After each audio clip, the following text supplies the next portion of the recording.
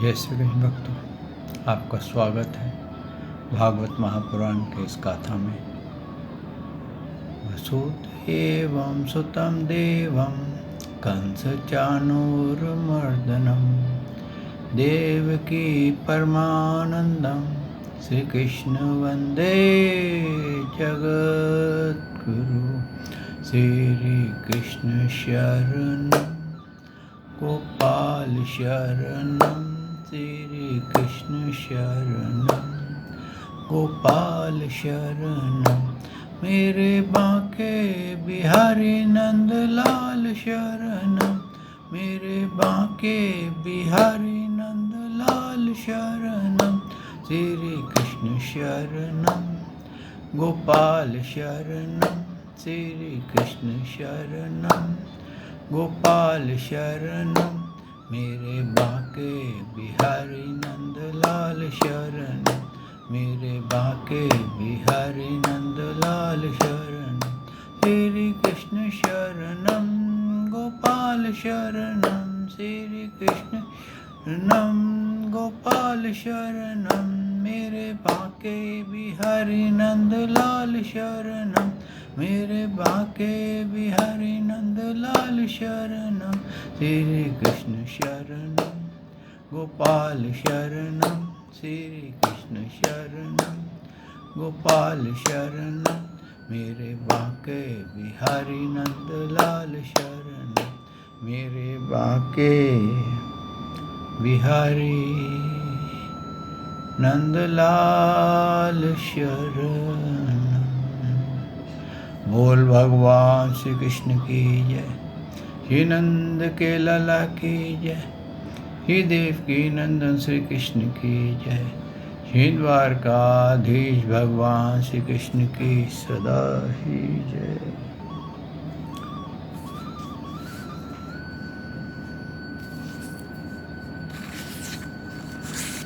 हमने भक्तों भगवान का भक्ति योग और ध्यान विधि का पान किया था कि जब तक मानव को प्रभु की परिशुद्ध प्रेम में भक्ति प्राप्त ना हो तो वो जीवन मृत्यु को पार नहीं कर सकता। कि भक्ति एक ऐसा योग है जो कहते हैं ना कि जैसे दिए में आपका तेल भरा हो और उसकी ज्योति जल रही हो तो वो हर प्रकार से उस तेल को समाप्त कर देता है। इसी प्रकार भक्तों, अगर भक्ति जो है वो उस लौ की तरह है जो कि कितना भी तेल यानी कि कितने भी आपके कर्म रूपी तेल जिसमें आपके पाप भी आ गए पुण्य भी आ गए सब कर्मों को वो भस्म कर देता है। अंत में वो जो वाट होती है जिसके कारण ये जल रहा होता है वो भी भस्म हो जाती है। तो भक्ति का जो है कार्य वो यही है कि हमारे को पवित्र कर देती है, इतना पवित्र कर देती है कि हमारे को उसका कुछ भी अकाउंट नहीं रहता है। आपका अकाउंट सारे अकाउंट ज़ीरो हो जाते हैं। और ये कौन सी भक्ति है? ये पराभक्ति है, परिशुद्ध भक्ति है भगवान श्री कृष्ण के प्रति। केवल भगवान ने ये स्पष्ट किया है कि ये कार्य केवल मेरी भक्ति में ही होता है क्योंकि मैं त्रिगुण से परे हूँ और मैं सृष्टि से भी परे हूँ। तो मुझे सृष्टि के तो ना तो गुण बांधते हैं, ना ही मेरे को कोई और वस्तु बांधती है, ना ही मेरा कभी जन्म होता है, ना ही मेरा कभी मरण होता है।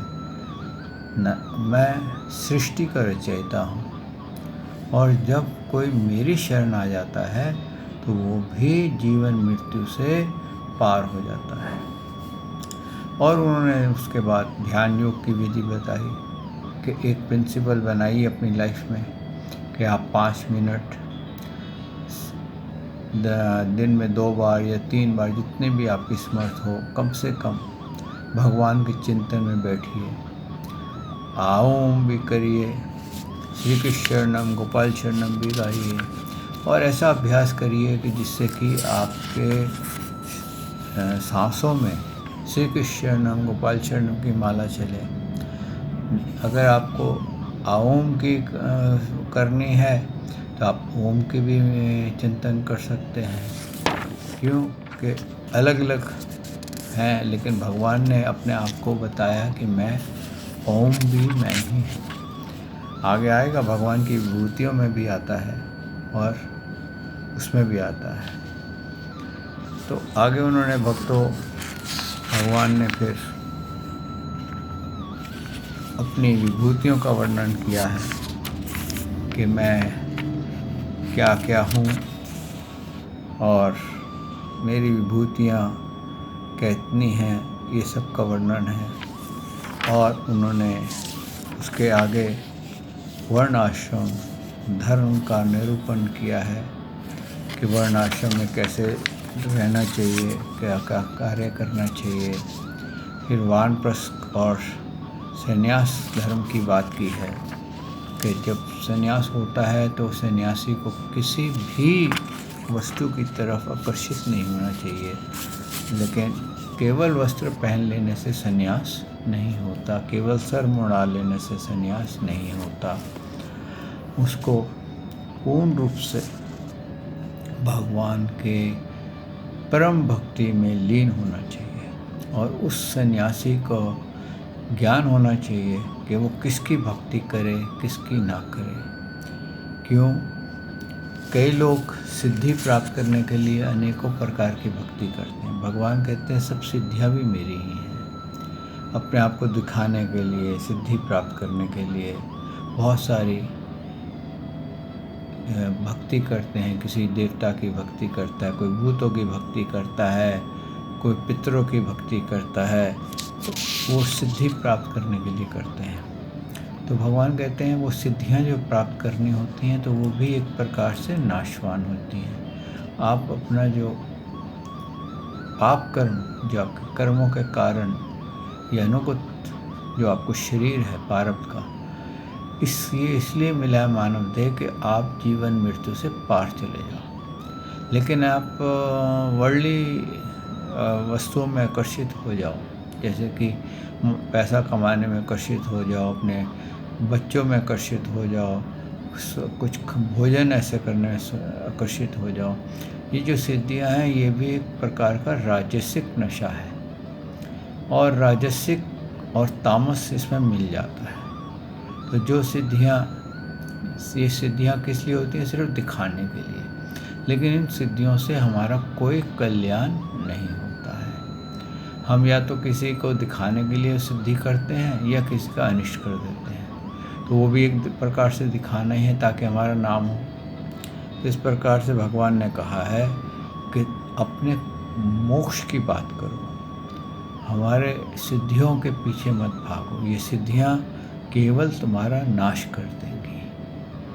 और इस प्रकार से भक्तों फिर आज 19वें अध्याय पे हम आ गए हैं। भक्ति, ज्ञान और यम नियम आदि साधनों का वर्णन है। आइए भक्तों, आज भागवत आरंभ करते हैं। सच्चिदानंद रूपाय विशुद्धते आदि हेतवे तापत्रय विनाशाय श्री कृष्णाय वयं नमो नमः। श्री कृष्णाय वयं नमो नमः। श्री कृष्णाय वयं नमो नमः। श्री कृष्णाय वयं नमो नमः। बोल देवादिदेव पूर्ण ब्रह्म भगवान श्री कृष्ण की सदा ही जय।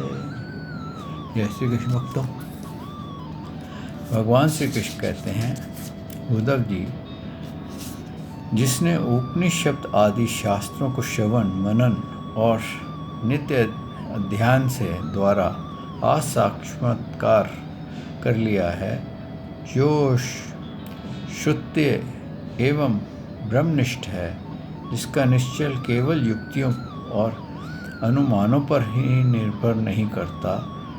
दूसरे शब्दों में, जो केवल प्रोक्ष ज्ञानी नहीं है, वह यह जानकर के संपूर्ण द्वैत प्रपंच और इसकी निवृत्ति का साधन वृत्ति ज्ञान माया मात्र है, उन्हें मुझ में लीन कर दे। वह दोनों ही मुझ आत्मा में अध्यस्त हैं, ऐसा जान ले। ज्ञानी पुरुष अभिष्ट पदार्थों में ही उसके साधन साध्य स्वर्ग और अपवर्ग भी मैं ही हूँ, और मेरे अतिरिक्त और किसी का भी पदार्थ का वह प्रेम नहीं करता। यहाँ पर भगवान ने भक्तों स्पष्ट कर दिया है कि ऐसा ज्ञान जो कि दूसरे से सुना हो और पर उसका कोई प्रमाण ना हो, ऐसा ज्ञान आपको भ्रमित कर सकता है। और हमारे को वो ज्ञान चाहिए जिसका प्रमाणित हो, जिससे ये साबित होता हो कि ये ज्ञान सत्य है। जैसे भागवत है, इसमें 5000 साल पहले लिखा गया है। इसमें डिस्टेंसेस जो हैं धरती से सूर्य का, अलग अलग नक्षत्रों का, वो आज नासा उसको प्रूव कर रहा है। इसके बाद इसमें गर्भ में शिशु की स्थिति लिखी गई है कि जब माता गर्भ धारण करती है तो उसकी क्या क्या पोजीशंस होती हैं 5000 साल में। तब सोनियोग्राफी नहीं होती थी। आज हम सोनियोग्राफी से बिल्कुल वैसा का वैसा देखते हैं। तो ये क्या है? ये प्रमाणित ग्रंथ है। तो इसी प्रकार से उन्होंने कहा कि जो ज्ञान प्रमाणित लेना चाहिए, और इस तरह से जो बाकी का ज्ञान है उसको अपने माइंड से हटा देना चाहिए। जो ज्ञान और विज्ञान संपन्न सिद्ध पुरुष है, वह मेरे वास्तविक स्वरूप को जानते हैं, इसलिए ज्ञानी पुरुष मुझसे सबसे प्रिय हैं। उद्धव जी, ज्ञानी पुरुष अपने ज्ञान के द्वारा निरंतर मुझ में अपने अंतःकरण का धारण करता है। तत्व ज्ञान के लेश मात्र का उदय होने से जो सिद्धि प्राप्त होती है, वह तपस्या, तीर्थ, जप, दान अथवा अंतःकरण की शुद्धि और किसी भी साधन से पूर्णता नहीं हो सकती। यहाँ पर भगवान ने यह भी स्पष्ट किया है कि जो ओरिजिनल ज्ञान से जो भगवान का प्रेम प्राप्त होता है, भक्ति प्राप्त होती है, वो तपस्या करने से, तीर्थों पे जाने से, दान अथवा डंडौते डालने से, मालाएं फेरने से, किसी भी साधन से पूर्णता भक्ति भगवान की प्राप्ति नहीं होती। भगवान की प्राप्ति केवल परिशुद्ध भक्ति से होती है। आगे भगवान ने कहा है, इसलिए मेरे प्यारे उद्धव, तुम ज्ञान सहित अपने आत्मस्वरूप को जान लो और फिर ज्ञान विज्ञान संपन्न होकर के भक्ति भाव से मेरा भजन करो। अब कैसे भी आप जानो, चाहे ज्ञान से, विज्ञान से, भगवान श्री कृष्ण को आप जान लो। अगर आप भगवान श्री कृष्ण को जान गए तो ये सारा जो सृष्टि है, ये जो मृत्यु लोक है, या जो आपका जीवन है, ये आपको स्वप्न में लगेगा, क्योंकि आप ये जान जाएंगे कि मैं परमात्मा का अंश हूँ, आत्मा हूँ, इस शरीर से पहले था, इस शरीर में हूँ और इस शरीर के बाद भी मैं रहूँगा। चाहे मेरे को दूसरा शरीर मिलेगा या मेरे क्या स्वर्ग नरक जो भी मिलेगा हमारे भाग्य का। तो इसलिए आप ये जान जाइए कि आप इस शरीर से पहले थे, माँ के गर्भ में आने से पहले थे आप, और गर्भ में आपको ये शरीर प्राप्त हुआ, और ये शरीर नष्ट होने के बाद भी आप फिर अपने मूल रूप में इस शरीर का परित्याग करेंगे, और फिर आप अपने कर्मों के मुताबिक जो भी योनि मिले, कीट पतंगे की मिले, मानव की मिले, क्योंकि भक्तों एक बार ये मानस देह आपकी हट गई और आपको एक दिन के लिए एक योनि में रखा जाए, तो जो 84 लाख योनियाँ हैं, एक दिन के लिए एक योनि में, आप समझिए कितना कम टाइम है। 24 घंटे का एक दिन है। यहाँ पर पृथ्वी के दिन की बात कर रहा हूँ मैं। तो 23,000 वर्षों बाद आपको दोबारा मानव की योनि मिलती है। तो इसलिए भक्तों, आप अपना कल्याण करने के लिए किसी भी तरह से भगवान श्री कृष्ण की भक्ति में लीन होना सीख जाइए। चाहे योग से सीखिए, चाहे प्रेम भक्ति से सीखिए, चाहे भगवान के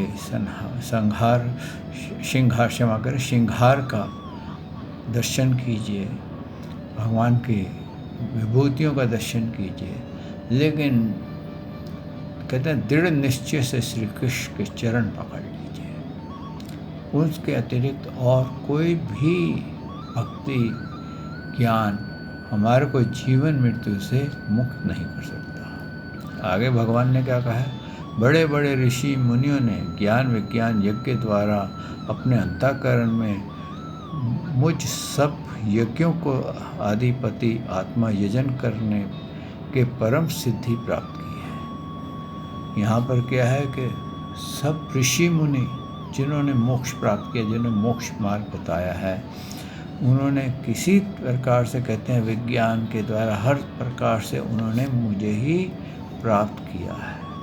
उद्धव आध्यात्मिक, आदि दैविक और आदि भौतिक इन तीन विकारों की समष्टि ही शरीर है और वह सर्वथा तुम्हारे आश्रित है।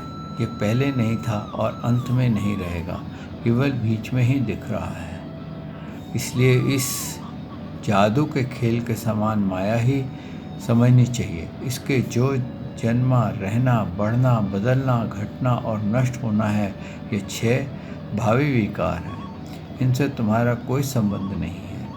यही नहीं, ये विकार उसके भी नहीं हैं, क्योंकि वह स्वयं असत है। असत वस्तु तो पहले नहीं थी, बाद में नहीं रहेगी, इसलिए बीच में भी उसका कोई अस्तित्व नहीं होता है। ये क्या है, भगवान ने हमारे शरीर की कारण बताए हैं कि आध्यात्मिक, आदि दैहिक और आदि भौतिक, यानी कि शारीरिक, सांसारिक और मानसिक, ये 3 कारणों से हमारा ये शरीर निर्मित होता है। और ये शरीर का पहले छोटा बालक होता है, फिर जवानी होती है, फिर मध्यस्थ आता है, फिर बुढ़ापा आता है, वो अंत हो जाता है। तो इसलिए ये इसका कोई रियलिटी नहीं है। जो चीज़ नष्ट होती है वो असत्य होती है। तो इस प्रकार से अपने शरीर को आप असत्य समझिए कि थोड़ी देर के लिए ये इंस्ट्रूमेंट आपको मिला है। इस इंस्ट्रूमेंट से ये वो धनुष्य मिला है आपको, जिसका कि आप अपने आप का कहते हैं धनुष्य, ये शरीर है। प्रत्यंचा, इसका जो डोरी है वो हृदय है, मन है, और बाण जीवात्मा है। अगर ये धनुष्य में एक भी कमज़ोर हो, यानी कि धनुष्य कमज़ोर हो या प्रत्यंचा कमज़ोर हो, तो ये बाण भगवान तक नहीं जाएगा, बीच में गिर जाएगा। तो इसलिए जो दृढ़ निश्चय वाले होते हैं वो उसकी डोरी भी उतनी टाइट करते हैं, धनुष्य भी वैसे ही बनाते हैं, ताकि बाण जो है भगवान श्री कृष्ण के चरणों में चला जाए। और ये कैसे जाता है, क्योंकि ये मानव देह से ही ये मानव देह जो धनुष्य है इसी से निकल के जाता है। और कोई देह का धनुष्य ऐसा नहीं है, देवताओं से लेकर के किसी का भी आप देख लीजिए, यहाँ तक कि शास्त्रों में लिखा है देवता भी मानव देह के लिए तरसते हैं। तो हमारे को ये मानव देह देवताओं से भी श्रेष्ठ मिली है, लेकिन है नाशवान। तो और मिली भी थोड़े समय के लिए है। ज़्यादा से ज़्यादा एवरेज एज भारत में आज 70-75 के आसपास चलती है, और वो भी बहुत कम लोग पहुंचते हैं। और उससे आगे तो खैर कोई विरला ही चलता है जो 80s को क्रॉस करता है। और आप सोचिए कि इतनी छोटी आयु में अगर हम मोक्ष साधन कर लें, तो इससे बड़ा कोई कल्याण हो सकता है क्या? इससे बड़ा कोई कार्य हो सकता है? भगवान ने बड़ा सरल कार्य बताया है। तो केवल मेरी भक्ति कर, मेरा नाम सिमरन कर, मेरा चिंतन कर, और तू ये जान ले कि जितनों ने भी सिद्धियां प्राप्त की हैं, जितनों ने भी मोक्ष प्राप्त किया, जिस ऋषि ने भी किया है, उसने मेरी ही भक्ति अंत में की है। आगे उद्धव जी ने कहा, विश्वरूप परमात्मा, आप विश्व के स्वामी हैं। आपका यह वैराग्य और विज्ञान से युक्त सनातन एवं विशुद्ध ज्ञान जिस प्रकार सुदृढ़ हो जाए, उस प्रकार मुझे स्पष्ट करके समझाइए और उसे अपने भक्ति योग का भी वर्णन कीजिए, जिस ब्रह्मा आदि महापुरुष भी दृढ़ करते हैं। मेरे स्वामी, जो पुरुष इस संसार के विकट मार्ग में तीनों तापों को थपेड़े खा रहे हैं और भीतर बाहर जल बुन रहे हैं, उनके लिए आपकी अमृतमय युगल चरणविंदों की छाया के अतिरिक्त और कोई भी आश्रय नहीं दिखता है। यहाँ पर उद्धव जी ने भी क्लियर किया है कि जो आप शारीरिक, संसारिक, मानसिक, मैं, मेरा, राग, द्वेष, इतने सारे हम बंधनों में बंधे हुए हैं, उनको मुक्त होने के एक ही जगह मिलती है उसको शांत करने की, कि हमें आपकी चरणों की शरण मिल जाए। आगे उद्धव जी कहते हैं, महानुभाव, आपका यह अपना सेवक अंधेरे कुएं में पड़ा हुआ है, काल रूपी सर्प ने इसे डस रखा है। खुद बोल रहे हैं कि मैं इस माया में फंस गया हूँ और ये माया एक कुआं है, गहरा कुआं है, जिससे निकलना बहुत कठिन है। और ऊपर से क्या है, मेरे आयु बहुत छोटी है, सर्प ने डस लिया है। अब सर्प अगर डस गया है यानी कि आपके शरीर में पॉइजन चली गई है और उसका इलाज नहीं है, तो क्या होगा, आप धीरे धीरे धीरे धीरे आपकी मृत्यु हो जाएगी। तो यही वो कह रहे हैं कि जब मैं पैदा हुआ हूँ तो मरूंगा भी, तो मृत्यु तो 100% श्योर है। तो जब 100% श्योर है, तो उससे पहले अगर हम अपना कल्याण करना चाहते हैं, अपना भविष्य साधना चाहते हैं, तो क्यों ना हम, जब ज्ञान मिले तो क्यों ना कर लें। यही उन्होंने आगे कहा है, आप कृपा करके इस उद्धार कीजिए और इससे मुझे मुक्त करने वाली वाणी सुधा धारणा से इसे सारोभार कीजिए। अब भगवान श्री कृष्ण ने कहा, उद्धव जी, जो प्रश्न तुमने किया है यही प्रश्न धर्मराज युधिष्ठिर ने धर्म किशोर शिरोमणि भीष्म पितामह से किया था। उस समय सभी लोग वहाँ विद्यमान थे। जब भारतीय महाभारत समाप्त हो गया था और युधिष्ठिर बहुत शोककुल थे, तो उन्होंने भीष्म पितामह से बहुत से धर्मों का विवरण सुनने के पश्चात मोक्ष साधन संबंध में प्रश्न किया था कि मोक्ष कैसे साधन किया जाए, क्या करा जाए, इस तरह का उन्होंने प्रश्न किया था। उस समय भीष्म पितामह के मुख से सुने हुए मोक्ष धर्म को मैं तुम्हें सुनाऊंगा। क्या होता है भक्तों, कि अब भगवान क्या कह रहे हैं कि देखो, ये यहाँ प्रूफ कर रहे हैं कि मैं जो कह रहा हूँ वो तो सही है ही है, लेकिन मैं तुम्हारे को एक भक्त, जो भीष्म पितामह जो थे, वो भगवान के कट्टर भक्त थे, परम भक्त थे, उनका जो अनुभव था, उनका जो एक्सपीरियंस था, और उन्होंने जाना कि वो कैसे मोक्ष पा सकते हैं, तो उसके लिए उन्होंने वो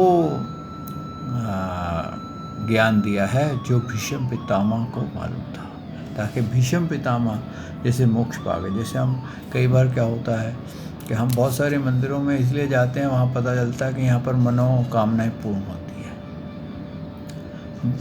चाहे वो मजार हो, चाहे वो मंदिर हो, चाहे कुछ भी हो। जब हम वहाँ की भीड़ देखते हैं तो हमारे मन में भी कोई ना कोई दुख तो होगा ही। नानक दुखिया सब संसार, कोई ऐसा नहीं है जो शारीरिक, संसारिक, मानसिक दुख में कहीं ना कहीं लिप्त ना हो या किसी प्रकार की उसको चिंता ना हो। ऐसा बहुत रेयर होता है। अगर कोई निश्चिंत होता है तो नन्हा बालक जो 4 साल की आयु होती है, स्कूल जाने से पहले, तब तक वो उसको कोई चिंता नहीं होती। बाद में शारीरिक, संसारिक, मानसिक चिंताएं लग जाती हैं, और इतनी चिंताएं लग जाती हैं कि आज तो ये हालत हो गई है भक्तों के हर दूसरे तीसरे दिन, चौथे दिन आत्महत्या की गाथा आती है, न्यूज़ पे आती है। और कई यंग बॉयज़, यंग गर्ल्स जिनकी आयु 20 भी नहीं हुई है, उन्होंने आत्महत्या कर ली। पढ़ाई में मार्क कम आए तो आत्महत्या कर ली। इतना प्रेशर है उनके ऊपर। तो इस तरह से भीष्म पितामह द्वारा, जैसे कि कहते हैं ना कि एक से दूसरा सुनता है, भाई यहाँ मंदिर में जाएंगे तो हमारी बात पूर्ण हो जाएगी, तो इसलिए उन्होंने भीष्म पितामह का बोला कि देखो इसने मोक्ष प्राप्त किया, इस तरीके से तुम भी प्राप्त कर सकते हो। तो फिर उन्होंने आगे कहा है कि उद्धव जी, जिस ज्ञान के प्रकृति, पुरुष, महतत्व, अहंकार और पंच तन मात्राएँ, ये 9 5 ज्ञान इंद्रियाँ, 5 कर्म इंद्रियाँ और 1 मन, ये 11 5 महाभूत और 3 गुण अर्थात इन 28 तत्वों के ब्रह्मा से लेकर त्रिन तक संपूर्ण कार्य देखे जाते हैं, और इनमें भी एक ही परम तत्व अनुगत रूप से देखा जाता है। वह प्रोक्ष ज्ञान है, ऐसा मेरा निश्चय है। जब जिस एक तत्व के अनुगत एक आत्मा तत्व को पहले देखता था, उनके पहले के समान ना देखे, किंतु एक परम कारण ब्रह्म को ही देखे तथा तब यह निश्चित ही विज्ञान अप्रोक्ष कहा जाता है। इस ज्ञान और विज्ञान को प्राप्त करने की युक्ति ये है कि यह शरीर आदि जितने भी त्रिगुणात्मक स्वाय पदार्थ हैं, उनकी स्थिति, उत्पत्ति और प्रलय का विचार करें। देखिए, यहाँ पर भगवान ने बहुत बढ़िया विशाल ज्ञान दिया है। क्या दिया है? उन्होंने ब्रह्मा से लिया है, ब्रह्मा से लेकर के, ब्रह्मा विष्णु महेश कहते हैं ना, ब्रह्मा विष्णु महेश से लेकर के उन्होंने कहा है कि सब जो हैं, इनके जो शरीर हैं वो 5 भौतिकी हैं, कोई भी उनके चेंज नहीं है। जैसे आप ये समझ सकते हैं कि हवाई जहाज हो, रेलगाड़ी हो, कार हो, समुद्री जहाज हो, वो सारे ऑलमोस्ट एक ही मेटल से बनते हैं। यानी कि वो मेटल कहाँ से आता है? धरती से आता है। अब अलग अलग उसकी टेंशन्स बनाई जाती हैं, अलग अलग उनकी स्थिति बनाई जाती है, उसका रूप अलग होता है, लाइफ अलग होती है, और हर चीज़ उसकी अलग अलग होती है। तो इसी प्रकार से भगवान ने कहा है कि ये जितने भी शरीर हैं, ये सब 5 भौतिक हैं, और 28 तत्व बताए हैं कि 5 महाभूत, ज्ञान इंद्रियाँ, कर्म इंद्रियाँ, मन, 11 5 महाभूत, 3 गुण अर्थात 28 तत्वों का ये हमारा शरीर बना हुआ है। और जो इस चीज़ को समझ जाता है कि इन सब में जो शक्ति इन शरीर को चला रही है वो आत्मा ही है। जैसे कि कार है, उसको कौन चलाता है? मानव चलाता है। समुद्री जहाज है, उसको कौन चलाता है? मानव चलाता है। रेलगाड़ी को कौन चलाता है? मानव चलाता है। हवाई जहाज को कौन उड़ाता है? मानव उड़ाता है। जो ये समझ जाता है कि एक मानव है जो इसको चलाता है, और वो मानव क्या है? जीवात्मा। तो जीवात्मा का मेन तत्व कहाँ से आया? भगवान से आया। तो वो कहाँ से आया? भगवान से आया। तो जब हम भगवान से उस आत्मा के रूप में आए हैं, तो हम कौन हैं? हम भगवान के अंश हैं। और हमारा कल्याण कहाँ होगा? जब हम भगवान के चरणों में वापस पहुंच जाएंगे। अब देखिए, जितने भी यात्री होते हैं, वो तभी उनको विश्राम मिलता है जब वो अपने घर, अपने मूल स्थान पर लौट करके आ जाते हैं। अगर वो वहाँ पर रह भी जाएंगे तो भी उनका मन घर आने को करेगा। इसी तरह से भक्तों, यहाँ पर यही ज्ञान दिया गया है कि ये जितने भी पदार्थ हैं, ये त्रिगुणात्मक हैं, ये सब नाशवान हैं। चाहे अगर हम नाशवान की पूजा करेंगे तो हमारा फल भी नाशवान होगा। इसीलिए भगवान ने कहा है कि जो मेरे को तत्व से जान लेता है, उसका वो ना तो ज्ञान नाशवान होता है, ना वो स्वयं नाशवान होता है, बल्कि वो मिथ्या शरीरों से मुक्त होकर के मुझे प्राप्त हो जाता है और फिर उसको जीवन मृत्यु के लिए कष्ट नहीं होता है और वो फिर चाहे वो मेरे शरीर में विलीन हो जाए और चाहे वो मेरे धाम में, परम धाम में आनंद करे। तो ये भगवान की एक, यहाँ पर आज हम इस वाणी को विश्राम देते हैं। भक्तों, कल प्रभु ने चाहा तो मैं आपकी सेवा में हाजिर होऊंगा और इसके आगे का पान करेंगे। श्री कृष्ण शरणम गोपाल शरणम, श्री कृष्ण शरणम गोपाल शरणम, मेरे बाके बिहारी नंदलाल शरणम, मेरे बाके बिहारी नंदलाल शरणम, श्री कृष्ण शरणम गोपाल शरणम, श्री कृष्ण शरणम गोपाल शरणम, मेरे बाके बिहारी नंदलाल शरणम, मेरे बाके बिहारी नंदलाल शरणम। बोल भगवान श्री कृष्ण की जय, श्री नंद के लाला की जय, श्री देवकी नंदन श्री कृष्ण की जय, श्री द्वारकाधीश भगवान श्री कृष्ण की जय। बोल देवादिदेव पूर्ण ब्रह्म भगवान श्री कृष्ण की सदा ही जय। जय श्री कृष्ण भक्तों।